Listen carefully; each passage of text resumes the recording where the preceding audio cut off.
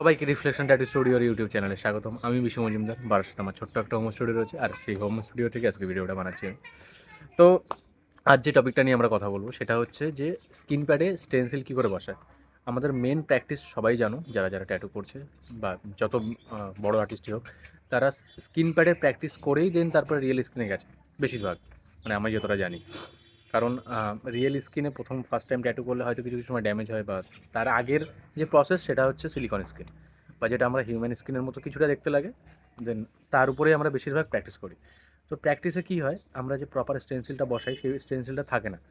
তার জন্য কিছু লিকুইড, কিছু ফর্ম থাকে যেগুলো ইউজ করলে প্রথমে হয়তো ইউজ করার পর 30 মিনিট তুমি লাগালে, মানে 30 মিনিটের জন্য স্টেনসিলটা লাগানোর পরে সেটা লং লাইফ থেকে যায়। লং লাইফ মিনস যতক্ষণ না তোমার ট্যাটুটা হচ্ছে ততক্ষণ ওটা থেকে যাবে, তারপরেও কিছু কিছু সময় থেকে যায়, মানে খুব হালকাভাবে, যেটা তুমি খুব ইজিলি কাজ করতে তোমার সুবিধা হবে। তো এটা হলো একদম বিগিনারদের জন্য এই ট্রিক্সটা। তো যেটা ইউজ হয় সেটা তোমাদের জাস্ট দেখাচ্ছি, দেখো। তো যেটা আমি ইউজ করি সেটা হচ্ছে ব্রুট ক্লাসিক, যেটা তুমি অফলাইনে তো পাবেই না, ঠিক আছে। এটা অ্যামাজন ফ্লিপকার্টে তোমরা আরামসে পেয়ে যাবে। এটার প্রাইস আই থিঙ্ক এখন 800 টাকার কাছাকাছি কিছু একটা অ্যামাউন্ট রয়েছে, যেটা হিউজ একটা অ্যামাউন্ট।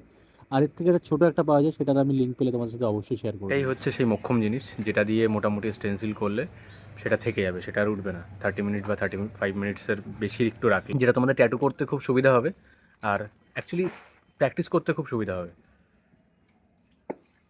ভিডিওটা ইনফরমেটিভ লাগে, চ্যানেলটাকে সাবস্ক্রাইব করে দিও। তো দেখা হচ্ছে নেক্সট ভিডিওতে। Love you all, tata, bye by.